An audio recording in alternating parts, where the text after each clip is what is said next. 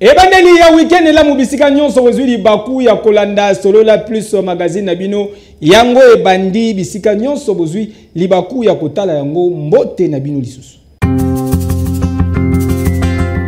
Situation humanitaire na province ya Ituri, Sengeli Boyebake, coordonnateur humanitaire na République démocratique du Congo, azali satisfait na ba avancé boza ba détail nelema oyo. En mission d'évaluation, il y a situation humanitaire dans la province ya Ituri, coordonnateur humanitaire dans la République démocratique du Congo, Bruno Lemarquis, a échangé avec le gouverneur militaire Lobi Eleki et Sikawapi, numéro 1. Il y a humanitaire dans la République démocratique du Congo, a se félicité qui n'a pas avancé enregistré sur le plan sécuritaire na Ituri, malgré quelques poches et résistance. Nous sommes ici pour nous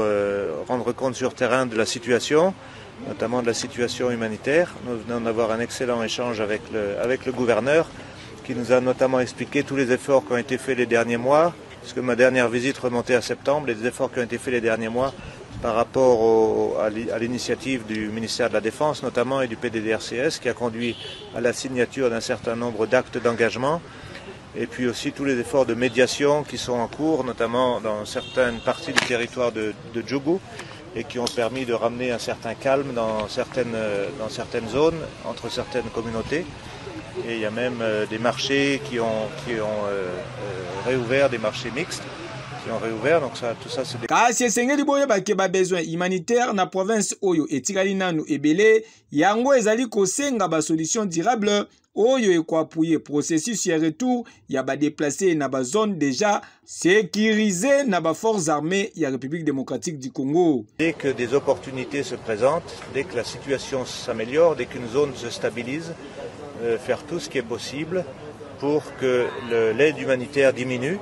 mais qu'on assiste les populations à retourner chez elles, à retrouver leurs moyens de subsistance, leurs activités économiques, à faire en sorte que les services sociaux de base, l'éducation, la santé fonctionnent pour que les gens soient incités à retourner chez eux grâce à une meilleure sécurité. Nayangonde, Nabokasi ya Mokonzi Mboka, son excellence Félix Antoine Tshisekedi Tshilombo, Fachi Beton, ba forces armées ya République démocratique du Congo, bazali ko se déployer na ba front nyonso contre ba groupes armés nyonso oyo ezali ko respecter te ba acte de paix. Objectif final ezali ya ko imposer kimia na territoire mobimba pour que ba personnes déplacées ba regagner ba territoire d'origine na bango. Boyende ezalaka. Yeke yo. Chef de l'État, son excellence Félix Antoine Tshisekedi Tshilombo Fachi Beton azali satisfait na musala oyo inspection générale ya finance azali kosala elongo na chef de service Gilles Alingete Kei, messieurs l'alligator. Tout ce que je viens de vous dire, tout le travail qui est fait, il y a un élément important que je voulais vous donner en conclusion. Vous ne pouvez pas déclencher une véritable lutte contre la corruption dans un pays s'il n'y a pas de volonté politique. Congo Kinshasa yo kalanga nanu eloko oyo pona nini motema mabe ya boye pona nini motema ya bondoki boye lisu musemoko o inspection générale ya finance IGF pe inspecteur général Nayango chef de service Gilles Alingete monsieur l'alligator basali ezali obele po ba réclamer mbongo ya bana mboka mbongo ya ba congolais pour un intérêt général de la République démocratique du Congo, selon vision à Mokonzi Mboka, son excellence Félix Antoine Tshisekedi Tshilombo, Fachi Beton. Campagne ya diabolisation monene ezali kosalama, ba pesi ba mbongo par-ci par-là, pour na kobebisa image ya IGF, pour na monsieur l'alligator Gilles Alingete, azali ko contrôler systématiquement ba dossier ya ba forage, lampadaire pe salaire ya ba fonctionnaire. Kasi soki otali malamu ba détracteur et inspecteur général Jules Alingete bazali en réalité ba oyo bazali ko combattre vision ya mokonzi ya mboka son excellence Félix Antoine Tshisekedi Tshilombo na lutte contre corruption, lutte contre détournement ya ba deniers publics pe biloko nyonso ya mabe oyo esalama depuis kala na mboka na biso pe etikala impuni. Nous avons 145 604 agents et fonctionnaires de l'État qui sont dans les fichiers de la paie avec des numéros matricules fantaisistes. Deuxièmement, nous avions constaté le cas de 53 328 agents et fonctionnaires qui disposent de plus de 2 numéros matricules dans les fichiers. Nous avions également constaté le cas de 93 356 agents et fonctionnaires de l'État qui partagent les mêmes numéros matricules avec d'autres agents de l'État. Noko! Awa esi totimbeli baje na bino ba campagne nyonso na maye wo botika monsieur l'alligator kimia po azali kosala musala na ye kitoko oyo azali ko permettre na mboka et maximiser ba recette pe e boucher ba bisika nyonso bo bandaki ko yibela ba mbongo ya bana mboka. Dans ces pays, on a dit maintes fois, plus rien ne sera comme avant, mais les choses ont été pires qu'avant. Les portes des prisons seront ouvertes. Les portes des prisons étaient ouvertes, mais pour prendre les petits peuples qui volent les pains, les beignets, l'argent dans les sacs de maman, les grands voleurs qui ont hypothéqué l'avenir de toute la nation sont restés libres. Et c'est encore eux qui prenaient les petits voleurs pour les amener dans les portes des prisons qu'on avait ouvertes. Contrôle Oyo n'est facilité na gouvernement et mettre en place plusieurs projets à impact visible à l'instar ya Rocade ya Kinshasa dont ba travaux outi ko lancer lobby eleki na mokonzi ya mboka chef de l'État Félix Antoine Tshisekedi Tshilombo. Tala ozali congolais ya solo et sengeli ko encourager digne fils ya pays Oyo monsieur Jules Alingete Kei l'alligator. Ah, soit bango. Yeke yo. Depuis que je suis à l'inspection générale des finances, c'est pour la première fois, je peux vous témoigner qu'il y a réellement la volonté politique dans les pays de lutter contre les antivaleurs, contre la corruption et d'assainir les finances publiques. Voilà pourquoi j'ai dit un grand merci au principal artisan de la lutte contre la corruption dans notre pays, le président de la République, son Excellence Félix Antoine Tshisekedi Tshilombo. Pour ceux-là qui ne le connaissent pas,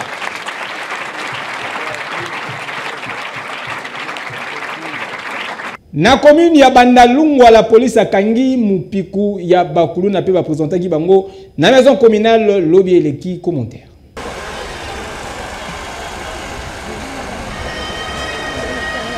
Coup de chapeau na belemo ya la police nationale congolaise. Oyo bakangi un bon nombre ya ben civique na butu ya lelo ben civique oyo bazali ko terroriser ba paisible population tozali awa na commune ya Bandalungwa ndenge kaka bozali komona bango boye bango nyonso bazali ko faire partie na bande mon côté bazali na bekiri ya ndenge na ndenge donc bazali pe lisusu na bakuluna ya balabala pe bakuluna ya ndaku yoka communication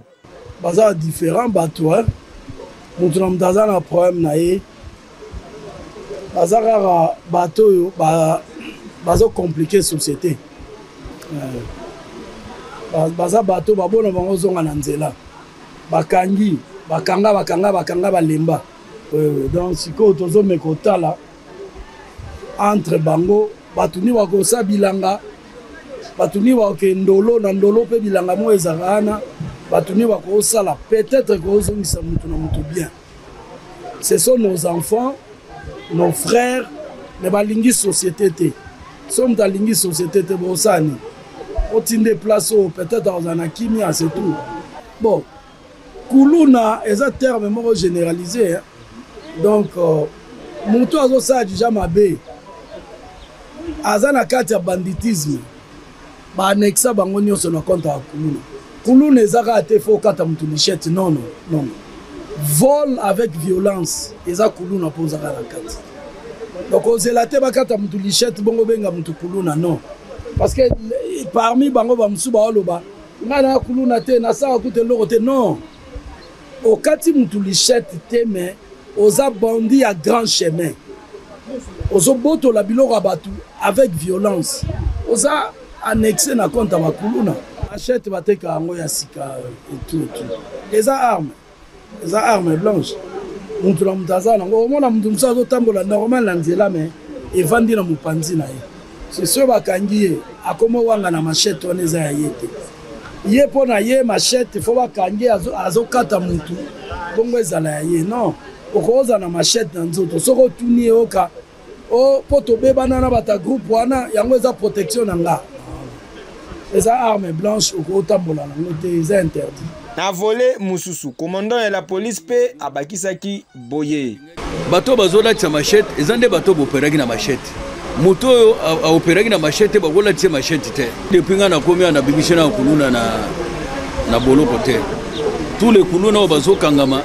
so botala na libanda kuna botala bato baza na bambongo na bango na kati ya basaki nazoboya biloko wana mpona kofuta kozwa bambongo kotika bato mpo soki nazwi mbongo ata apesi mbongo ebele lobi nazwi mbongo wana lelo lobi akepasola mutu eske eza ntina nini eza ntina moko te donc mpo population ezala calme fo polise esala mosala yango tozosala comme ça bino moko bokoyeba kojuge biso dans des jours à venir.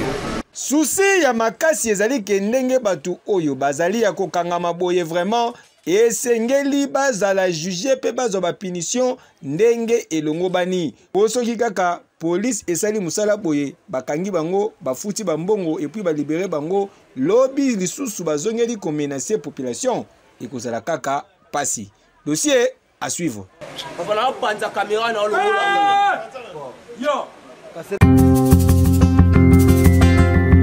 Na commune ya Makala ba criminel ba drogué mutu ba boaki malheureusement dose ya drogue ilekaki papa akufi bozo ba détail nélement oyo. Ngai brigadier en chef Kati naza commandant yange ba awa na poste oyo vers 15h na mona ka population yeko benga ke mutu moko alali kuna azola mukate nde tokitaki sirilie kuna na moni ke azaki vraiment ya kolemba nde nalobaki na population na ba police ba aider to simba to ya na hôpital nde yango to memaki na hôpital kaka na ba tongo a docteur yebsanga ki akufaki na ba 0 azaki sans identité azaki kana 5500 na poche oyo to fiche to bimisaki 15000 et papa wana o alobi plus 5000 na e complété pour baba na no premier soir ko zongisa mai nde baba nda zongisa yiwa ko buna ngai papa edo nazali responsable ya centre oyo. Alors lobi na butu to yambaki ba ja de l'ordre ba yaki c'était vers 19h na papa oyo alali awawa bon paraît-il ba lokotaki na balabala na luyeye nde ba yaki na awa taki hôpital to sala intervention to yambaki to sala examen de to reanimaki yeme to komi na tongo ya lelo akati moto ayaki na bande côté to mona ka ba policier bato ba yaki na papa moko azalaki wana yende mutu abimisaki 15000 francs atikaki et puis herba fouiller na poche na ye azaki kana document moko te azaki kana 5000 francs ya pamba yango esalaki ete to me ko somla moi kisi magasin wen suffisant mais biso to salaki fort to soigner taki to petaka serment mais to monique na tongo akufi. C'était vers 19h40 atande ko moko te azapeta ni identité moko te ata iloko moko ezati. Alors biso to yambaki taki to petaka serment eza mobeko oyoyo ba pesa biso soki mutu aye mbongo na note me photo yamba mutu to sala mais comme ça to sali ezalaki on dirait eza drogue soit drogue wana effet ezalaki makasi pe time ilekelaki mingi parce que to sali nyoto yuko sala pona ko réanimer mais isimbiti ngai ozuta mwana traitement na monika ba continuer apa ba babiki ba droga ki ba boaki na terrasse baeni apa ba tieni o mutu uto simba zatenga na simbi epo ba tieni system bezo vimba maboko aleti babite batike na bongo lem susu azongi souffle amyebi sima bo ba tieni na ndepenga na tika kena nde na kindaki ena ebo na tonga na yokuti babi akufi baloko tena luye na kwa na terrasse ata mukanda makote ata ndeko moko aza te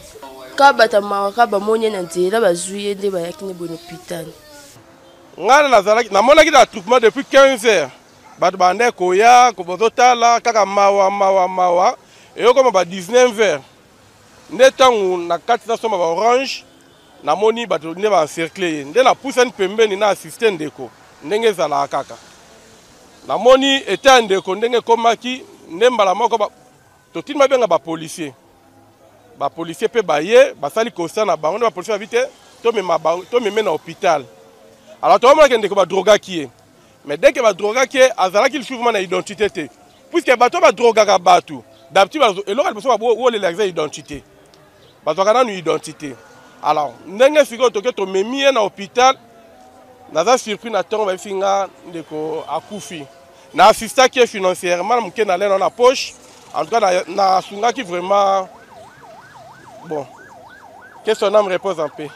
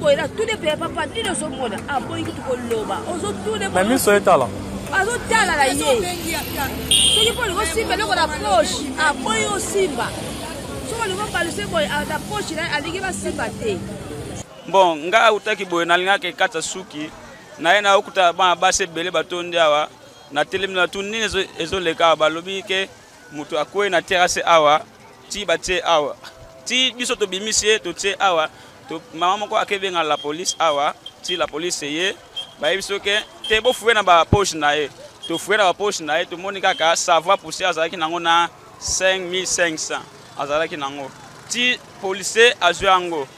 ti to balbalu ke to meme na hôpital awa na Ngeba numéro 4 ti to meme na papa o ti ko expliquer awa to ke na ti place ti nga na tiki kaka na ke na ndako ayamba biso oui ayamba biso très bien pena to pesi pena 5500 na ena 15000 ba kisaki pena. Nani alia mbongo ya misala ya bongolo bokondima teke babongisi nzela kasi kala mingi te awa libulu munene salami nzela e bebi lisusu boza ba detail nelema oyo. Ezali kolekela batu makasi ndenge nzela oyo e bebi lisusu noki boye alors que bauti kofongola yango kala te. Tozali awa na route bongolo na commune ya Kalamu nzela oyo bokondima teke e uti kozala inauguré kala te kasi tala lisusu lelo oyo modèle nzela ekomi libulu ya munene salami awa etondisi mai na balabala conséquence circulation ekomi mobulu ezala mituka ezala ba taxi moto voire même population na makolo moyen ya koleka na awa malonga ezalaka lisusu te yoka communication. En tout cas bakondi basala biso grâce makasi parce que babulu oyo eza pena impraticable. Donc les problèmes eza awa mabulu oyo ndenge bandaki ya mokie kaka mais lelo to retrouver mabulu ekomi munene donc bakamio ezokweya awa donc baaccident ezosala mawa donc toza pena donc état ya route eza pena bien te ezali route principale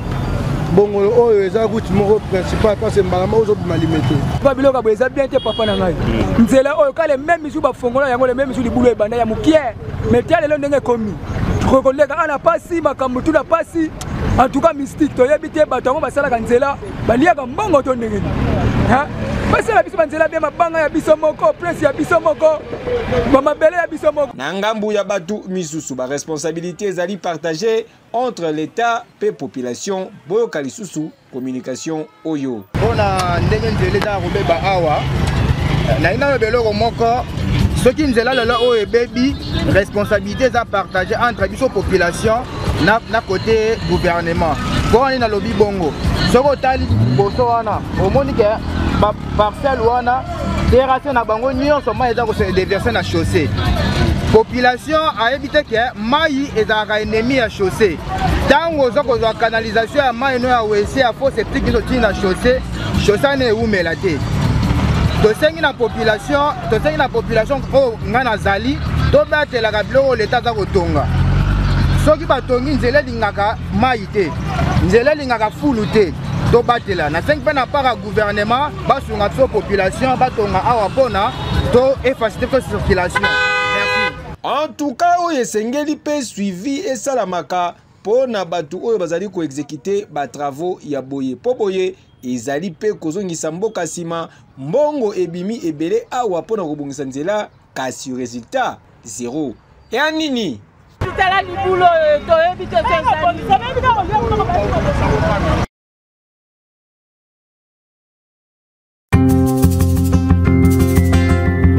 Accompagnement ya l'équipe ya football na gouvernement congolais sengeli boye bake comité ya normalisation ya FECOFA bakende kokutana na gouverneur ya province ya Haut-Katanga bozo ba détail na commentaire oyo. Chef exécutif provincial ya Haut-Katanga Jacques Yabula Katwe ayambaki lobi eleki ba membre ya comité ya normalisation ya fédération congolaise ya football association FECOFA en sigle na Lubumbashi délégation oyo kumbamaki na président ya Conor Dieudonné Sambi ezalaki pe occasion pour l'autorité provinciale Jacques Yabula Katwe pe ba membre ya Conor babeta masolo na nyonso oyo ezali ko déranger football congolais pe ba projet mis en place pour améliorer sport roi na République démocratique du Congo. Oui, en ce qui concerne les équipes représentatives, nous avons informé son Excellence de la démarche que la Fédération a entreprise auprès des autorités gouvernementales pour que nos équipes puissent être accompagnées financièrement par le gouvernement. Elles représentent le pays, donc il est important que l'accompagnement soit effectif. On a beaucoup de problèmes, déjà les dirigeants eux-mêmes se sont impliqués pour que le championnat se joue dans des conditions assez difficiles. Il y a eu des élections, il y a eu d'autres problèmes. Il fallait quand même que nous puissions voir dans quelle mesure solliciter du gouvernement un appui financier pour les aider à mieux représenter le pays aux compétitions africaines. Pona oyetali ba difficulté oyo bakutanaka na yango, président ya comité ya normalisation ya FECOFA a affirmé que le gouvernement national a déjà travaillé en vue de koluka ba solution durable. Et que yo